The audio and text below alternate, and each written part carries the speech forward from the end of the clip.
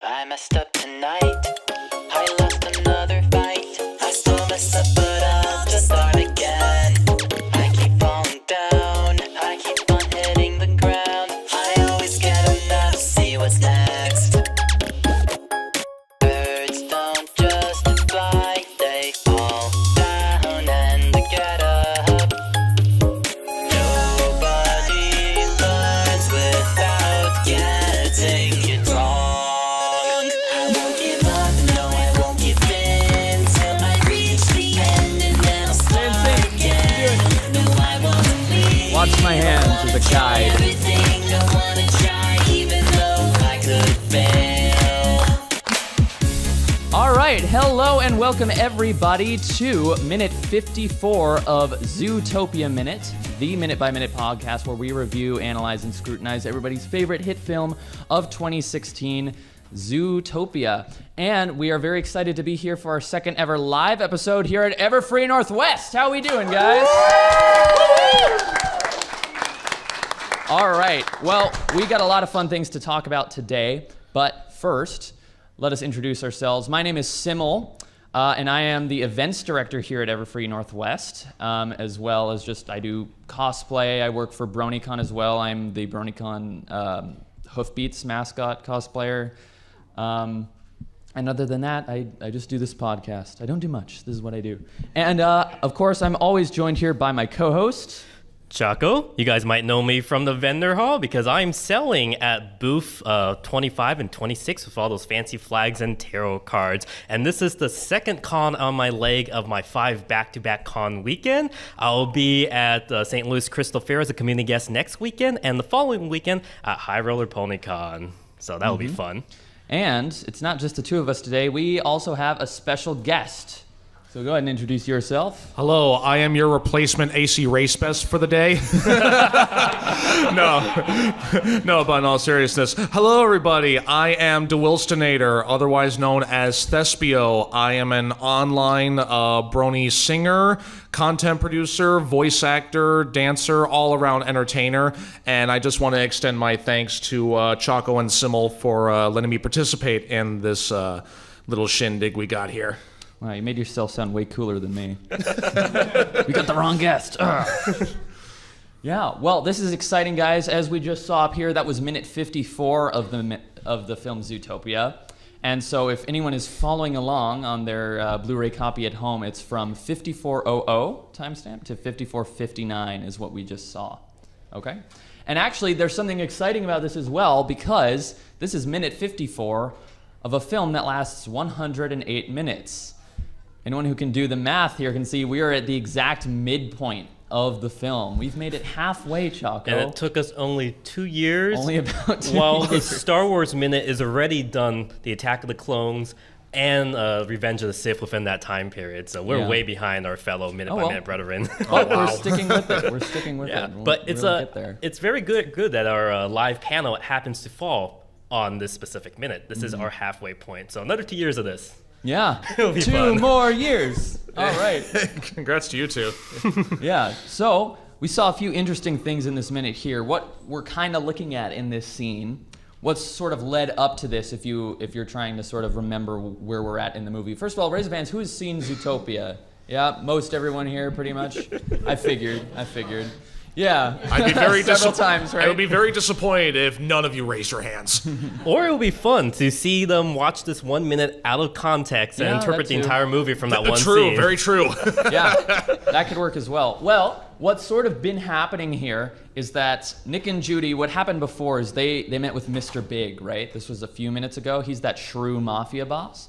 And he said, oh yeah, Emmett Otterton, the missing otter, we saw him, he was in my limo and he attacked my limo driver. And so now Nick and Judy have gone to meet Monchis, the driver of that limo, in the Rainforest district. And he tells them the same thing. Emmett suddenly went savage and attacked me and scratched my eye. Well, they had gone to talk to him, and now what we've just seen in this minute is 1 minute previously, he started to go savage and began chasing them. And now we've caught up with that chase scene as well. And that's all this minute is them being chased in the middle of the night, the dark night, through the Rainforest district by Monchis, who is in this sort of weird, enraged state.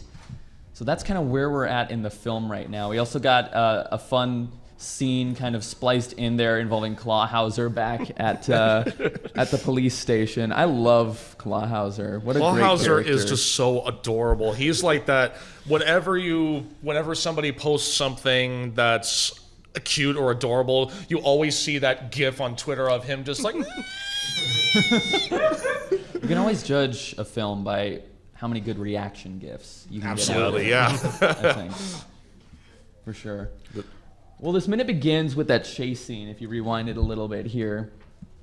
Keep the sound off and play it again here. It'll help me kind of regain my bearings. This is a really interesting spot here where they're getting chased through this log. And, of course, Monchis is too big to fit through it, so he's kind of clawing at it from above and just busting through it.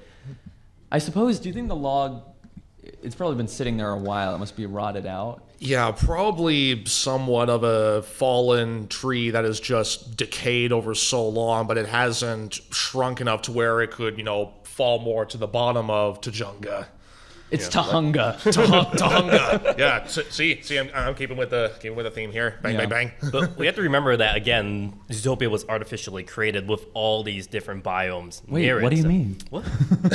Well, I mean, so Rainforest District obviously will not be by an Arctic district and a desert district in real life. Right, So they yeah. had to have built all this stuff, or at least replace and bring in all these logs, all these fallen trees and stuff. So we actually have a rotten log that they purposely placed at that specific It's point. like Jurassic Park, kind of. Kind They have of. to like create it. This is something we discussed last year when we were here as well, is that the idea of Zootopia as a city of animals.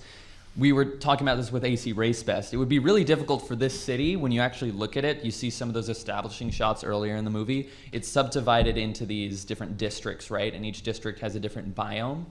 That's not the way a city would usually. It's like a mega project. It's like an arcology almost, where they had to have said, let's pick a spot for this city. This is going to be our great magnum opus city here that we're all going to work together on building up. Because there's no way you could just have a city with such different areas develop naturally. And we've seen peaks of the way that the city is engineered as well. And some of the concept art, you can see there's a scene when Judy at the beginning of the movie is coming in to the city for the first time on that tram, and there's water coming out of the trees in the Rainforest District, and in the concept book, there's a little. So it showed that the Arctic District and Desert District are right by each other because the heat from the Desert District will melt some of the ice in the Arctic District, and the water from the melted tundra town will flow into the Rainforest District and create the rain. So it's all kind of connected in that sense. It's like a perfect circle. Yeah.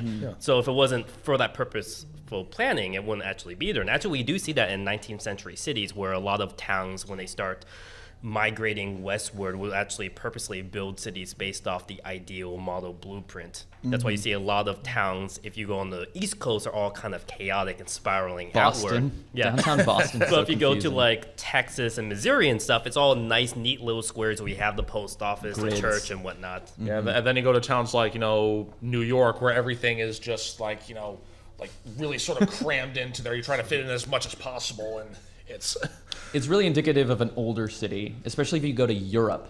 Cities in Europe that have been there literally for thousands of years in some cases, and it's like this was, London was started as a Roman colony, essentially, an ancient Roman colony. Yeah. And grew up from that. And you look at old European cities, it's super dense, all scraggly, because there was no real authority to come in and say, here's how we're going to build things. You juxtapose that with the U.S., everything's on a neat grid like that. It really shows how the way that people build cities has changed over time. Yeah, actually, another thing, if I may add, with you talking about each biome is sort of separated, but yet it kind of works like in a perfect circle. The thought just occurred to me, especially with Judy going around on the tram. Is it weird? I'm also kind of getting a bit of Walt Disney World vibes from it. You have the monorail, monorail, the different parks, or it's like separated Epcot or something. Or, you have the Magic Kingdom, you have the Animal Kingdom, you have Epcot, you have MGM Studios. They're all still part of this grand resort, but each are divided up into different sections that has different vibes and different events and different attractions that they offer. When Walt Disney was actually building Disney World, or he had plans to do so, that land where Disney World sits, He actually set up a bunch of like hollow shell corporations basically to buy up that land so that no one could look at the record and say like, why is Walt Disney suddenly buying all of this huge amount of land in Florida? He like made fake companies basically to buy the land to throw people off the trail. You know, the funny thing is, L. Ron Hubbard did the same thing when he bought Clearwater, Florida. I'm sorry, we're like, I don't know, 10 minutes in, we're already talking about L. Ron Hubbard? Exactly. Okay. But actually, no, you bring up a point, because if you actually look at like SeaWorld or Marine World or zoos, they actually are built up around that. You have the different biomes, you have the polar bears in one area, and you have the jaguars in the other. That's true, yeah. So that's why, Zootopia, based on the zoo, it makes kind of sense in that case, that they would purposely have artificial areas for each of these different species, and this is like the great uniting city where all species of different areas could kind of come together. You've been saying they ought to do something Zootopia related with Animal Kingdom. Yeah, they should. Like, why are they building Pandora stuff? That's not even related to Disney. Just build Zootopia and Animal Kingdom, okay? I don't know. Just replace the castle in Magic Kingdom with the Zootopia skyline entirely. Or maybe like they're gonna turn Animal Kingdom, the whole park itself, into just Zootopia land. I would love that. It is kind of annoying that Zootopia it won the Academy Awards for Best Animated Film the year it came out, and there was a lot of hype for the movie, yet they had so little merchandise for it. Like, when I went to the parks the year Zootopia was released and the year following, there was very few Zootopia merchandise out there. There was very few meet and greets with Nick and Judy. Really? So yeah, it was kind of like, actually in the in Walt Disney World, you can't even meet Nick and Judy. The only time you can see them are for the parades or the Shake It and Move It parade. Yeah. That's honestly really weird that you mentioned that, because I remember like going back to AC Race Fest, he had like this whole parody song where he was like, buy everything, and he was like talking about all this merch going on, not specifically like in the park, but like just in general Disney stores. And the fact that you say that there isn't much merchandise, and with what Race released a little while after, that's actually really surprising to hear. Yeah. In fact, I even the employees were surprised too, because I went to Animal Kingdom, I went to all the other parks in Disney World about half a year after Zootopia came out, and I asked the employees, hey, is there any Zootopia merchandise? And they even said, let us check on our giant database. And it's like, no, there's like only 2 pins. That was it. Really? Yeah.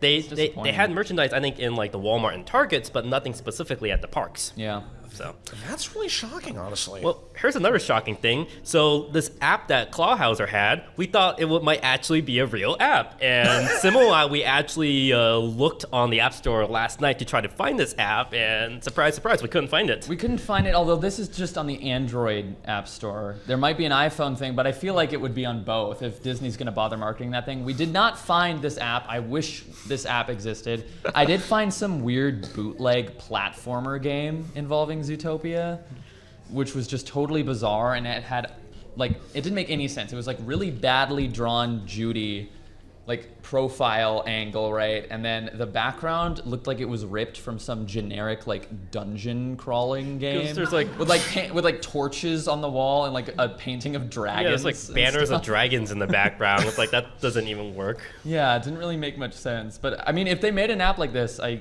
would download it. Well, actually, it's funny you bring that up. It is true. There isn't really an app, but seeing this, it actually reminds me of this one website. It was pretty big, in the mid 2000s, called Jib Jab. Yeah. Jib Jab. Yeah. Yes. Weird, for a time, they offered a service where you could, cut out your face in a picture and stick it into one of their cartoons. They did something like twerking elves, or in a Jaws in a few minutes and stuff like that. Yes, yeah, that. But it's the same idea. But yeah, seeing this on the mobile device, it reminded me of those days of Jib Jab where they had all those flash animations back when George W. Bush was president, and then and Kerry was running. I remember that. Right? One. Yeah. It's kind of funny when when I saw that, it's like oh my god, it reminds me back to my old middle school days with Jib Jab and all that, and all the other sites that my mom wouldn't let me visit.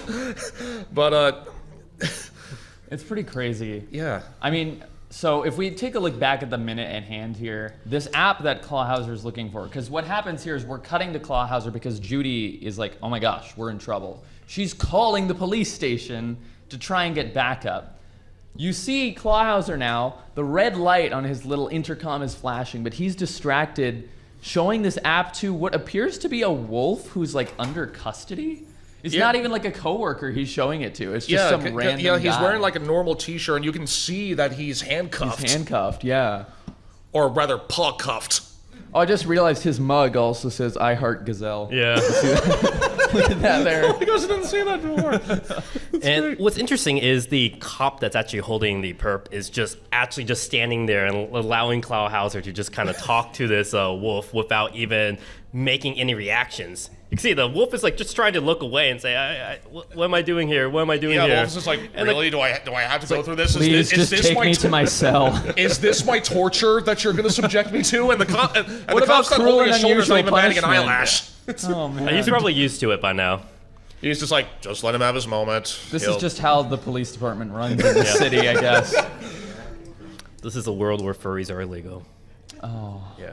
I mean, But- Susonas are illegal. Yeah. But then again, if you kind of think about it, is with this being a police station, some of these police officers don't really get to it. Like, they have to face a lot of grim realities every single day as part of their job. Maybe seeing Clawhauser being in this constant state of bliss and happiness kind of gets them through the day. It's like, seeing him, enjoying what he does kind of gives them this like, you know what, seeing this guy every day makes this job worth it. I mean, I suppose that is kind of, in a very literal sense, his purpose in the movie is comic relief. So you can see how, like, does anyone work in an office setting? Any office space, cubicles, anything like that? Anything similar to that? I'm seeing like half raised hands, and that's it. Half raised, Yeah. one in the front's kind of like, you know.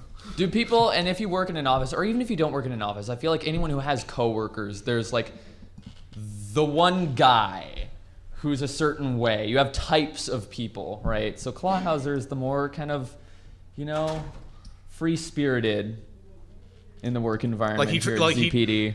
He tries to have fun with the job that he has. He has like an area of work that he's in. He just tries to make the best of it. He always tries to make the best out of a bad situation, and like that's something I can really appreciate from this character. He's every time he's on screen, I just want to like hugs. Exactly. Can I please? He does look really soft. He is. He just looks so snuggable. The plushy version of him is really, really adorable. It's really, really plushy. You could just squeeze it. You know what? It's funny though because he's in a police officer. He's in a police officer's uniform. It makes me think of those like Build-A-Bears that had like occupational outfits. Like you could get the doctor one, you could get like a baker, you could get a police officer, Or a firefighter. something like that. It's that kind of thing. Because usually you wouldn't think of a stuffed animal with that kind of outfit, but I could see how that could work in that situation. Yeah. Yeah. Clawhauser, man, let's keep this going here. Clawhauser is love. Clawhauser is life. Clawhauser is life. Look at him. He's so great. He's so into it. That's what I love so much. Meanwhile, like chaos is breaking loose, and Clawhauser finally realizes it. It's so funny.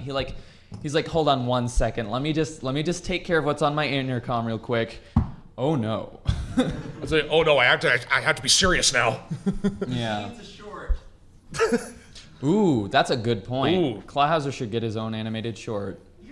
He should be like one of those extra bonus shorts like they sometimes do with Pixar, like how Monsters Inc. had Mikey's new car with the 6-wheel drive and all that. We need to give one to Clawhauser.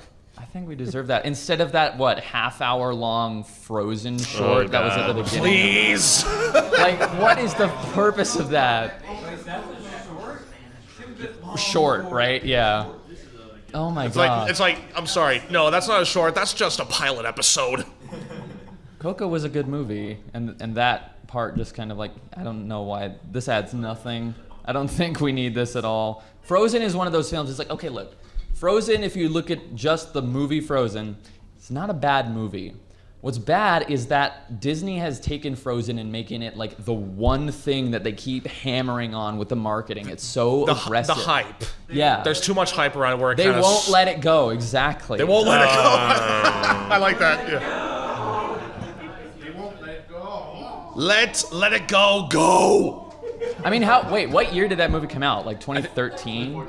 20, It was either something 13 like or that. 14, I think. Crazy. 2013. Yeah. Wait, 2013 movie and we're still talking about it? Yeah, our point exactly. Why? Yeah. What purpose does this serve? All right, well, as our minute continues here, they're still being chased by Monchus, and they get something interesting happens here. First of all, they're approaching, let's go back a little bit. Approaching a Skytram. Yeah, so this gives you a really cool idea of some more of the transportation infrastructure of Zootopia. They have these little cable cars, these gondolas up here. Their radio, Judy's dropping the radio there as Clawhauser goes, hops, and he flies away. Snake. Yeah, right, exactly. Snake! Well, this is so interesting. This almost looks, it's kind of like set up like a bus station almost. As if you've got this big long platform going out into nothing. There's nothing else that you would meet up with other than those gondolas. It's kind of dangerous, though. A little bit dangerous, but then again, like the type of animals that live here are probably used to the height. But we talked about that in a previous minute. Most of the biomes in these different districts in Zootopia, you find animals there that kind of make sense. Like, you know, Sahara Square, there's like camels that live there and stuff. And But- polar bears in Tundra Town. yeah, All that makes perfect sense. But then you get weird things that seem out of place, such as the Shrew Mafia also being in Tundra Town, or I get why. What is he a puma, a jaguar? I think Monchus? What is he? he's a panther. I think. Something, yeah. Something along the lines of that. Yeah, I think so. And he's in the rainforest here, but you'll notice everything up here, it's very elevated. And if you've ever been to like a rainforest exhibit at a zoo or something, you'll know that rainforest environments are kind of divided into levels. There's like the ground floor where there's dirt and just like low shrubs and stuff and Very decomposers. very dark, very shady, and then you go up to the mid layers, where and then upwards Get is ocelots. yeah, with ocelots and all that. And then you have the canopy where you have most of jungle birds reside, like parrots or eagles and the Watsons and all that. But we thought it was interesting that we have Monchus living inside a tree, like quite high up above the ground. It's not where you'd expect a panther to be. Yeah. Normally. But But, well, maybe there are some species of cats that prefer to lie in trees, not just on the ground, Well, like like jaguars. ocelots. Like ocelots. I want an ocelot. They're so Or cool. margays, yeah. stuff like that. So already ocelots. we've seen that, but it's interesting here. Now we see a bit of a connection of like, okay, well, how did Nick and Judy even get up there to begin this? They could have taken a cable car here. We didn't see how they got to the Rainforest District in this scene. It cut straight from them at Mr. Big's daughter's wedding, straight into them going to catch up with Monchus in the Rainforest District. We don't know how they got there. Maybe they came on one of these cable cars. So you could see in this still, you could see the arrows pointing to where the cars are actually picking up and And the unloading. direction, it shows Yeah. which way it's coming. Yeah. It's just interesting. Actually, I think like one thing to point out when you say like how Judy and Nick arrived in Tahunga, I think like a minute earlier we see that Monchus works as a chauffeur, Yeah. and so it could be possible that maybe there are roads that lead there, and then like when you have the gondolas. Those are for more animals that make their residence up in the canopy but can't fly. Yeah. Right. So this probably could be much lower than what we're thinking right now, because if Probably you- like a little bit just like between the mid layers and the floor. But we saw that radio fall, and it True. looked like it was falling a really long ways down. But that could be another area that dips down. Assuming, like you're right, he is a chauffeur. He would have to park his car somewhere every night, or at least Probably, drive, yeah. so- Or like maybe like he parked on the floor and his house is so high up he has to take like a makeshift elevator, or maybe take the gondola or Yeah. something like that. All right. Yeah. So just jumping back real quick, because this is something I also wanted to catch. When we were talking with Clawhauser earlier over the radio, Judy says we have a 1091 Jaguar Gun Savage, Vinen to Junga. Also, he is a Jaguar. Yeah, so I guess that says, yes, it's a Jaguar. 1091, do you think that's a real radio code for something? let's Google it up. You want to look it up? Was it 10? 1091. I'm curious. if that's a reference to something. Because oftentimes you'll find Easter eggs in a lot of Disney films. Well, that, maybe it could be an Easter egg to Monsters Inc. because they do say 2319. oh yeah, That's true. 2319. Yeah. Kind of thing. 2319 is like back in Monsters Inc. there was like a piece of children's clothing stuck to the back of one of the monsters, a sock. And remember, in Monsters Inc., children are considered toxic, so they had to call the whatever was the Monstropolis police department or something. Yeah. CDA. They're like hazmat people, right? Yeah. Child Detection Agency. That was it, and pretty much they had to. I remember from that ride. Yeah. Yeah. So we got a hint here. This guy in the front here gave me his phone to see. It's 1091 apparently just means like there's a prisoner to pick up or something, like a perp to pick up. So that kind of makes sense in context. That would make He's sense. a prisoner already. Well, yeah, or it's like there's a guy we need to catch. Like basically, is a what they're guy saying. that's being proven to be dangerous and needs to be detained. Yeah, exactly. That's all predators. Mm-hmm. Yeah. By the way, because we've been saying Tahunga, a few minutes ago we also I wanted to look into what is there any significance to that word, and that word Tahunga or Tahunga, whatever it is a reference to a warehouse that Disney used to own. Really? Yes, and it was in a location with that name or on a road with that name or something. You know what? It's interesting to bring that up because On the subject of Easter eggs. I do remember because like I'm a Los Angeles local, and my job is to drive for Uber and Lyft. I have seen a few streets with Tahunga or however you pronounce it in the name, so that could be a reference to something, but I can't say. But that is a possibility. Yeah. Right. All right, so this minute does continue. There's the radio falling again, and then they get to the platform. like going back a bit, like when you see the radio fall to the very bottom, you do see cars moving down there, so there are roads. Ooh. Does that give us this? Oh yeah, really kind of dim. It's hard to see in the lights in here. Like but see, like in the last second, you see a car's headlights. oh, I do see that. That was moving. Yeah. Yeah, so that would explain like how he would get around, how Manches would get back home. Yeah. So there we go. Judy's sliding around the pole. Now it's slippery because it's raining, and it also just started raining. That's another important point. Earlier, when they arrived to Montres' house, there was no rain. It only started raining basically as soon as that transformation sequence began. It's kind of a neat way of setting the... We saw that the last minute. Yeah. Setting Kind of a the good way to scene. set up the tension. It almost serves as, rather than like using a Dutch angle or something like that to show that like something is off here. It's like... Yeah.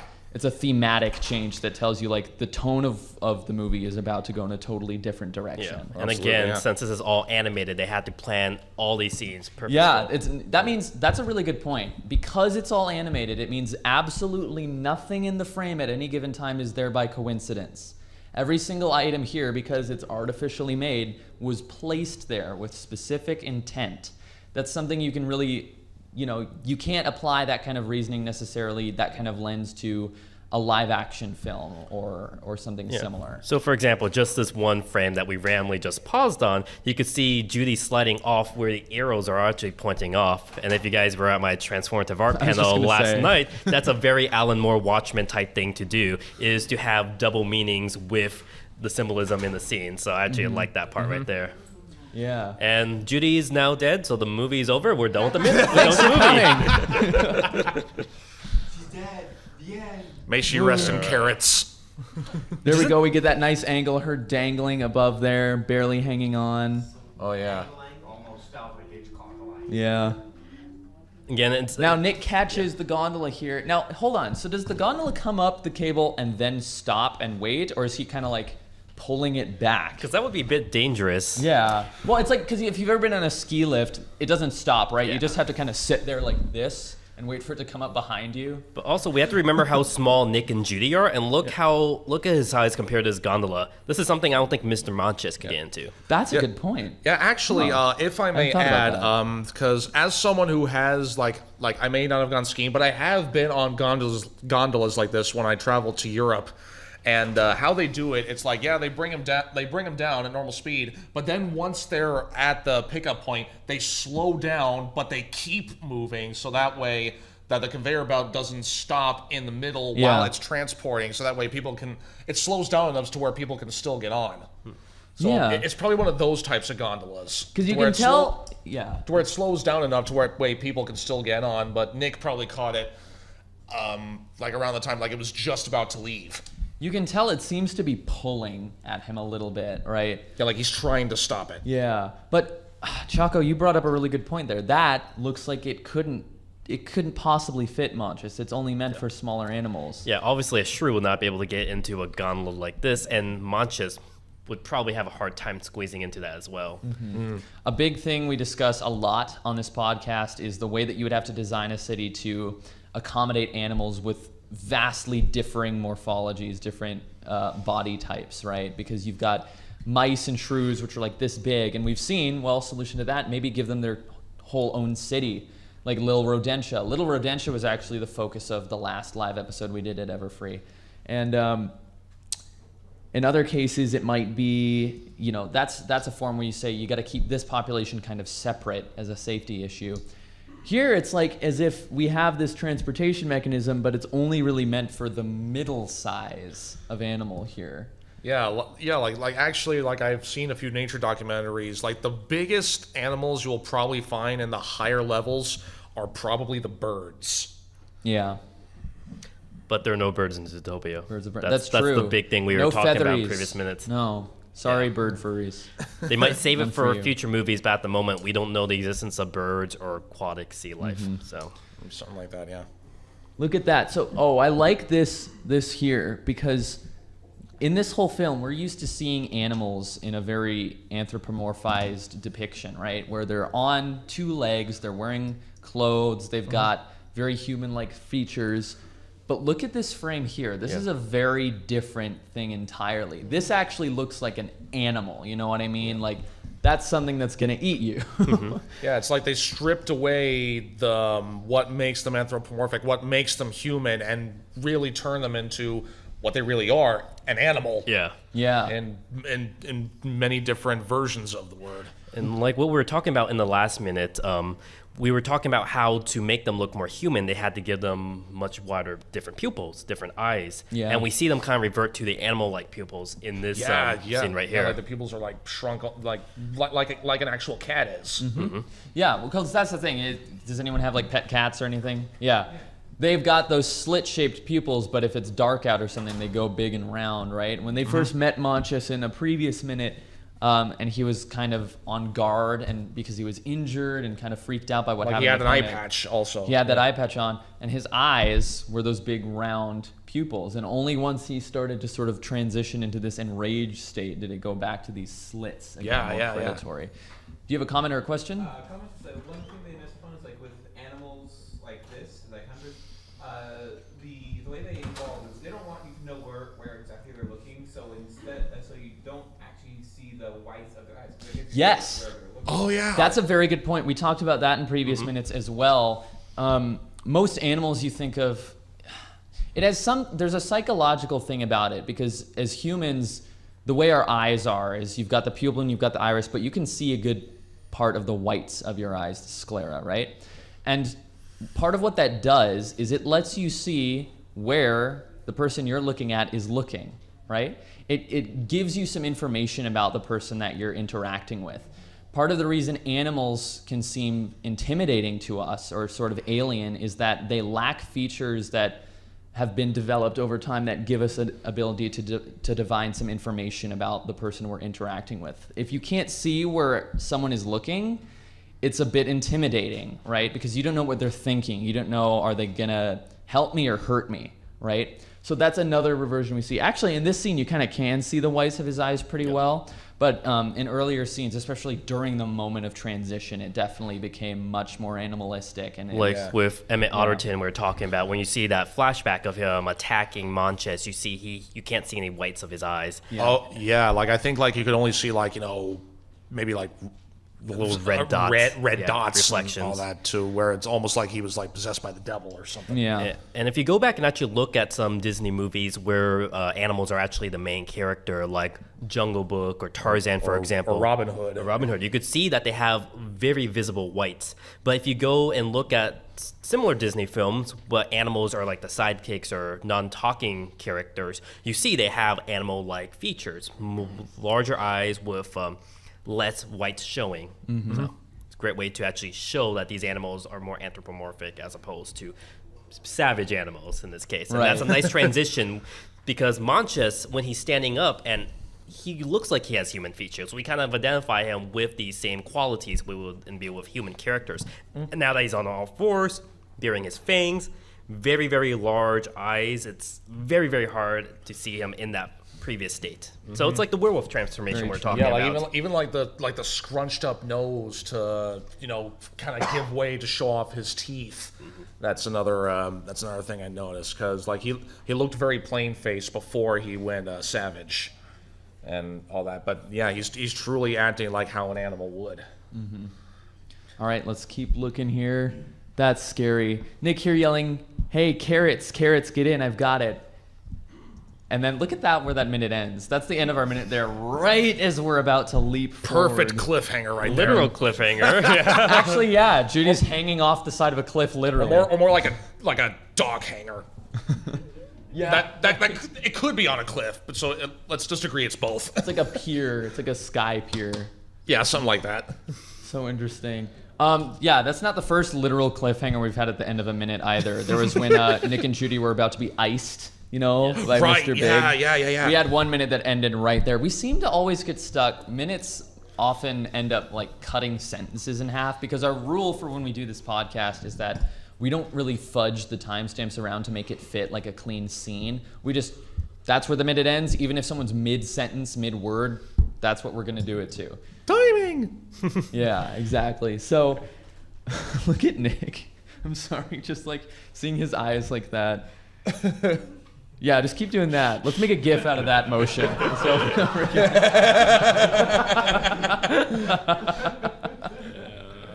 The rest of the panel is just us sliding this thing back and forth. I'm sorry, this is no longer Zootopia Minute. This is YouTube Poop 101. 2 panels in one. Yeah. No extra charge. Play out like carnival music where like they do in chase scenes or whatever. Pretty much, but Yeah. All right. So the very final piece of dialogue here, because what we hear is Nick, as he's clutching at that gondola, says, "Get in, carrots, carrots." Carrots being sort of like a teasing name for Judy. And then Judy says, "Go." Judy says, "Just go, forget me," basically. And then we end on Nick saying, "No, no, no, no, no." And then it's hard to tell right now exactly what the last piece of dialogue is. Did you catch it? Yeah, it's precisely? continue reading, I'll say stuff. Buddy, one predator to another. And that's where it stops. That's where it stops? Yep. That's perfect. Buddy, one predator to another.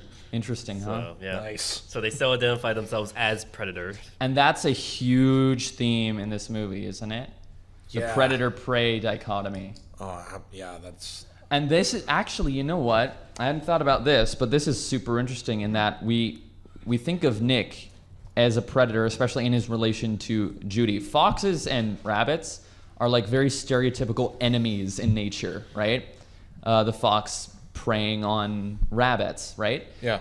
And so we have that established as a dynamic that exists in Nick and Judy's relationship. And of course, going back to the beginning of the movie, when Judy kind of grew up in a family that was sort of anti-fox to begin with, there was, what's his name? What's the... Gideon. Gideon Gray, right? The kind of bully redneck fox at the beginning of the movie. Gideon Gray. And so we see Judy has grown up with this. Now we have this dynamic of Judy kind of seeing Nick as a predator not to be trusted, and now Nick being kind of in the middle where he's a predator himself, but at the same time, that doesn't mean he's the top of the food chain, right? Yeah,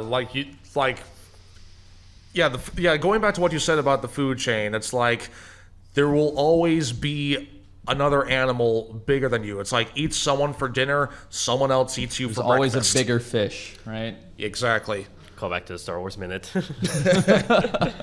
Yeah, we should give them a quick shout out too, don't you think? Yeah. Again, our show is based off the minute-by-minute formula, which was started by Alex Robinson and Or Pete DeRitiller. popularized, Yeah, right? popularized. And they do the Star Wars Minute, and they actually inspired a bunch of movies-by-minute shows. So if you like this format, be sure to check out the movies-by-minute website. But out of all the movies, most of them are reviewing 70s and 80s films, like The Godfather, Yeah. Star Wars, Indiana Jones. So we're actually reviewing one of the newest movies that just came out. And we actually started within the year of Zootopia being released. So as opposed to the other minute-by-minute shows, which had decades to kind of analyze the pop culture relevance of Star Wars or Indiana Jones, for example, we're reviewing this movie as the fandom is starting up, as things are going on, as it won the awards and stuff. So it's actually a very Yeah. interesting dynamic that we are involved with, as You're opposed to ki- the other you're kind ones. of you're kind of setting the bar here in a sense. Yeah. So Yeah, that is something interesting we get to do. As this fandom is still very young, we get to kind of see how it evolves. I'm guessing the next movie we're going to do is the My Little Pony movie, aren't we? Don't rope me into things. Another before 4 I get a years? chance. Stay For tuned more for years. My Little Minute. I think that's the title. I do like that as a title. admit, Don't yeah. steal that. Okay. Yeah, don't steal. That's our Trademark. title. All right. So that is where the minute ends. I think. Would you guys, anyone be interested in doing like Q&A, or if anyone has comments to make on this kind of thing? Sure. Yeah, we got some A little time. bit. So first, before we get into that, because we always need to ask our special guest, what is your Zoosona? My Zoosona. Oh boy. Note I didn't say fursona. Yeah, There is a furries don't difference. exist, even though it's a furry con last weekend. Here's the thing. If I were to, envision myself as an animal, or in your case, a Zoosona, the thing is, I don't know if my choice would really work in Zootopia, as my favorite animal is the killer whale. Oh. So I don't know if by chance there were to be a Zootopia 2, if they would include a biome strictly for ocean creatures. And that's a mammal too. Yeah, It is a mammal. And it's a mammal. So Because we did see aquatic creatures like fish in Tundra Town, but they're being sold as food. right, which yeah. is So interesting. I don't know. Maybe that could be something they could maybe add it if they were going to make a sequel. I bet it's like has anyone seen BoJack Horseman? Okay. You know the episode where he goes under the ocean and it's kind of like this weird caricature of Should have Japan? won an Emmy, that episode. You know what I'm talking about? It's like underwater, they depict the underwater culture as being like Japan, kind of. In Lost in Translation.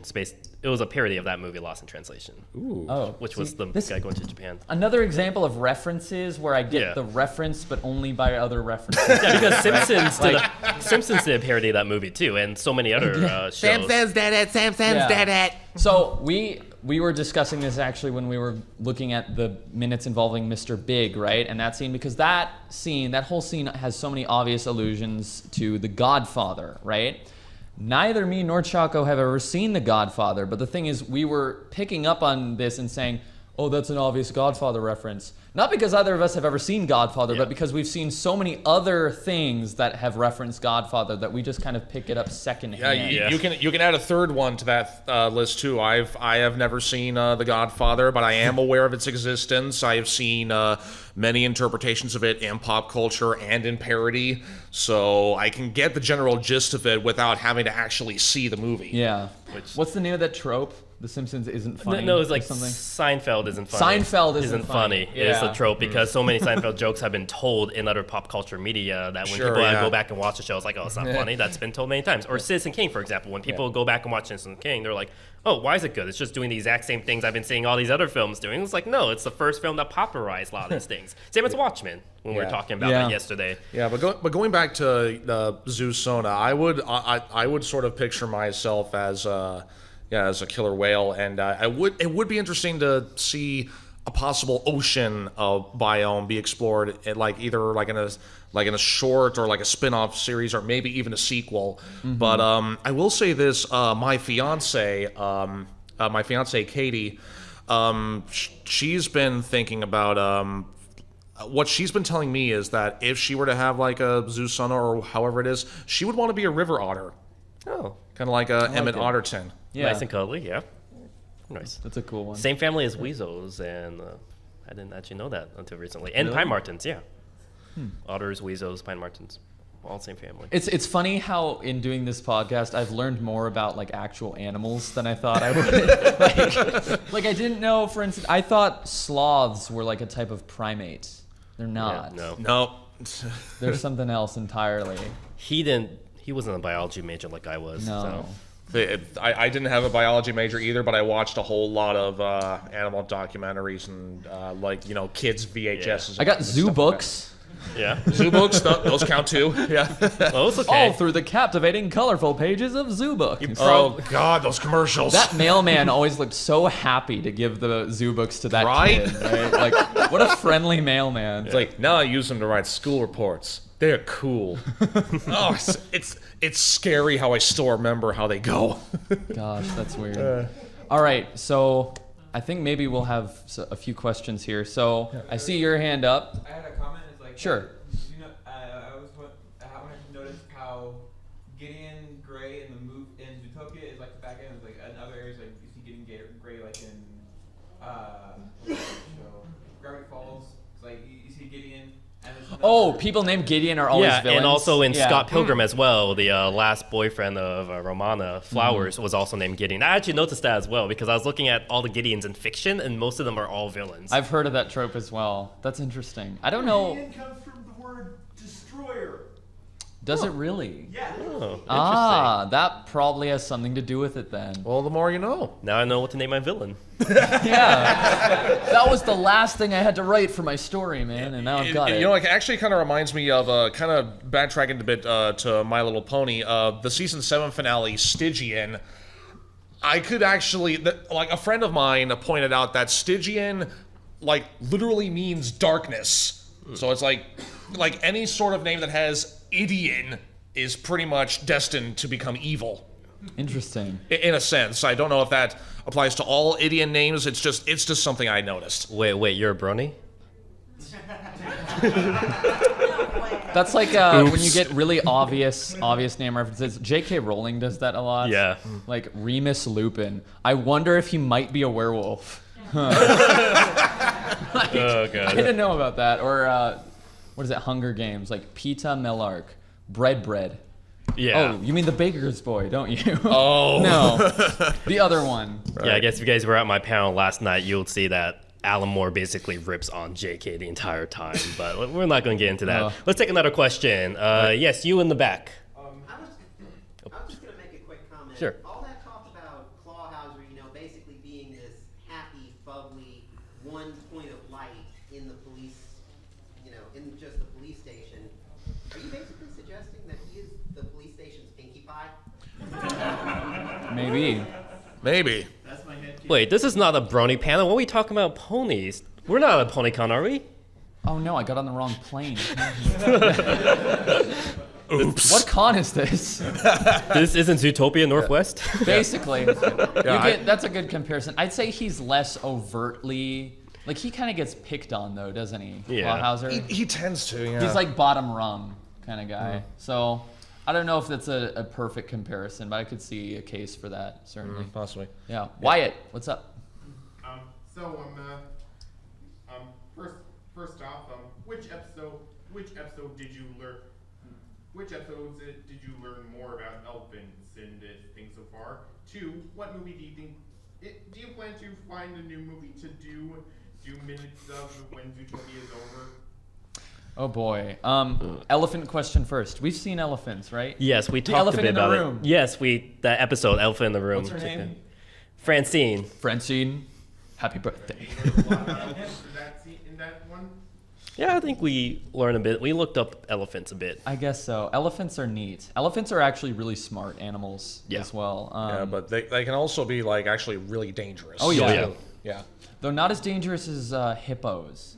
It's So it's super weird because I don't think most people see a hippo and think of it as being a dangerous animal. Most of the wildlife-related deaths in Africa are from hippos. More so than rhinos, more so than elephants or lions or anything like that even. It's hippos. They're super aggressive. Yeah, and I remember watching this old series on Animal Planet called The Most Extreme. The most. Yeah, I love that show. And hippos were listed in a lot of some of their lists about how dangerous they are, how aggressive they are, Yeah. especially with those, monstrous jaws that I think I can open almost 90 degrees. That's scary. There's a, I'm not sure if you could find it on YouTube still, but there's a news reporter talking with a hippo behind her, and she actually puts her hand in the vicinity of the hippo's mouth, and it closes right as she moves out of it. And she looks back and like panics, and it kind of ends right there, but her arm was almost gone if she was just a split second too That's late. scary. Oh, wow, that's Yeah. horrifying. I don't want to think about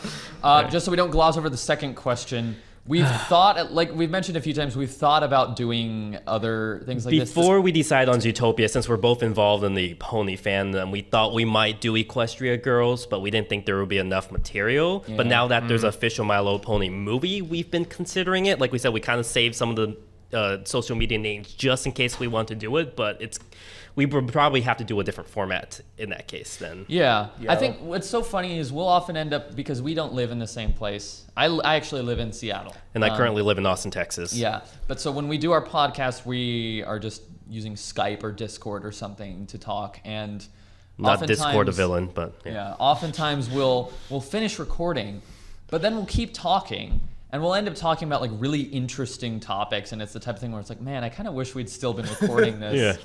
But like it's the type of material where it's like we could like I think we've settled that like if we finish this, we will finish this. We will. Well, we have to. When we finish Zootopia Minute, we'll probably do some other sort of podcast, but probably with a very different format, just because I like less structure to it. I like more open-ended conversations, that kind of thing. So that's more the type of thing we might look Yeah, into. like more philosophy and type stuff Yeah. like that.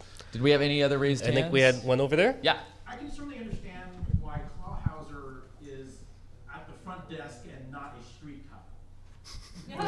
Well, he's. But you said something earlier that really got my attention. You said that Clawhauser is picked on at the station.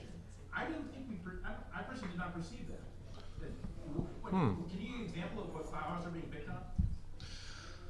Was he picked on? A specific one? Well, we haven't. Clawhauser was the guy that got picked on. Oh yeah, you did say that. What scene were you saying? Well, I think maybe not necessarily in the way that the other people at the police station treat him necessarily, but maybe in the way that he's portrayed to the audience.